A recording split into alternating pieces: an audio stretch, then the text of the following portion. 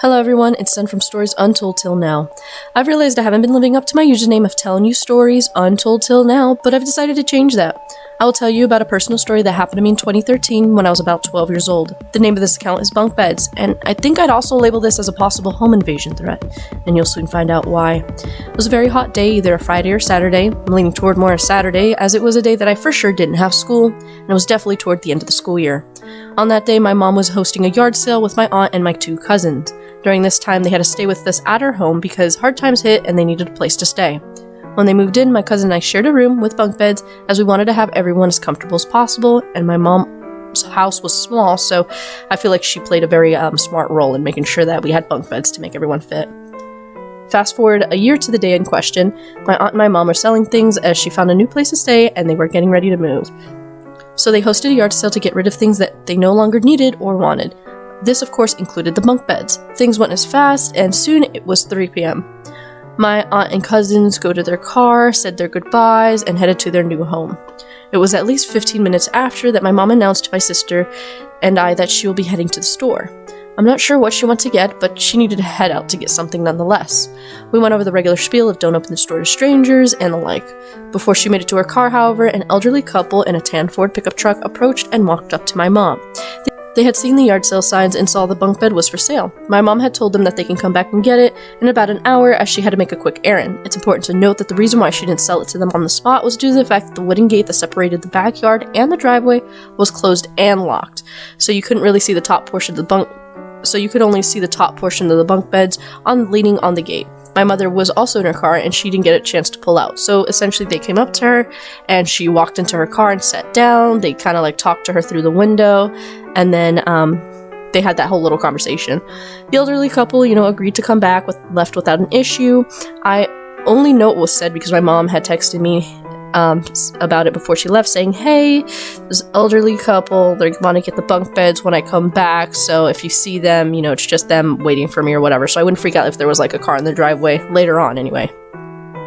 So, without a care, I was watching a movie or harassing my sister, possibly both, at the same time.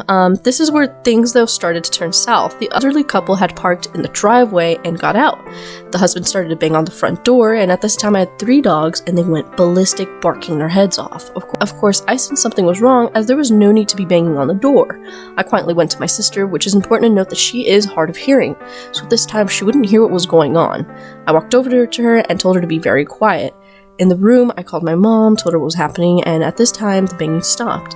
We chalked it up as the couple possibly getting there early and thought my mom was home, which is weird because there was no car in the driveway, so it would make sense to be banging on someone's door.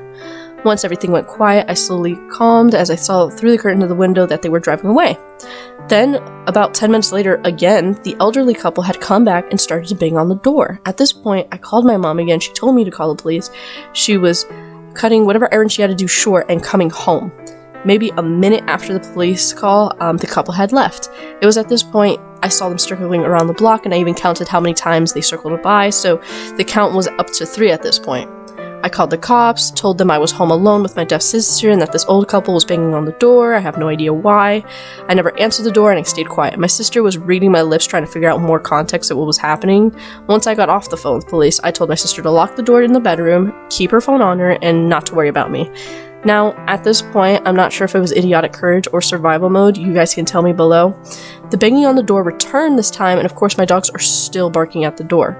So feeling unsafe, I decided to get help from my next door neighbor who lived on my on my right hand side. I went through the doggy door quietly. I didn't open the back porch door because I lived on a slope a bit, so even though I had the tall wooden fence, which is about 8 feet, by the way, you can still see if the porch door opens, the top of it, you can still see. So I wanted to make sure they wouldn't see me, so I went through the doggy door. So I went through the doggy door very quietly, went to the fence on my right-hand side, and I put up the cinder block next to the fence, and I don't know if this was strength due to adrenaline or if I'm a little bit more agile than I gave myself credit for, but I literally jumped over that fence. I landed on my feet. I need to make a point that I did this barefoot. Stupid, I know, but I was freaking out.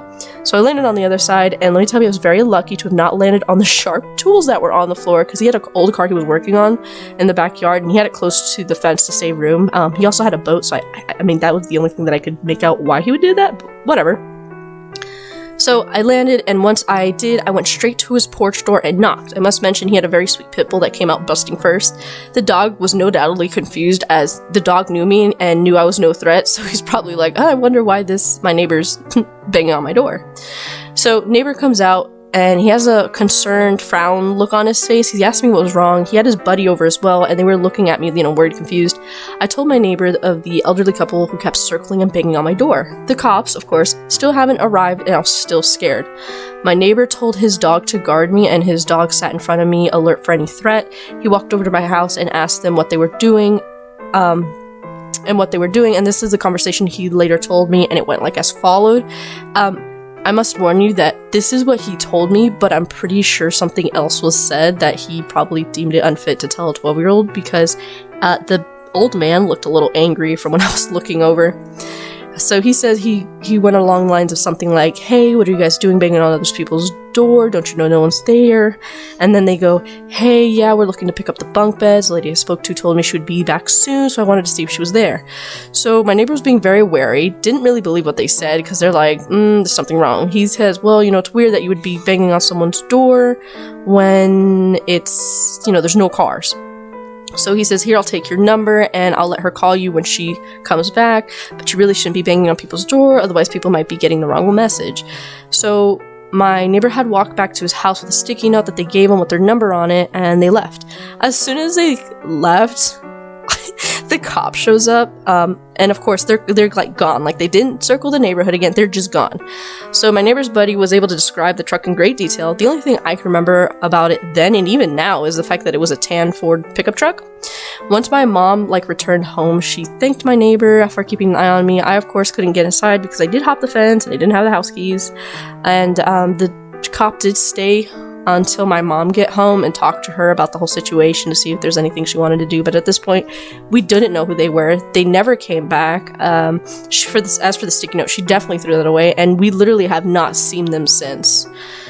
So that's the end of this story time. What do you guys think? Do you think they were really here for the bunk beds? Do you guys think they knew that my sister and I were home alone? Do you think there was something that they wanted to get inside, whatever it may be? Till this day, I can't help but question their intentions. But thanks for listening, friends. As always, stay sunny.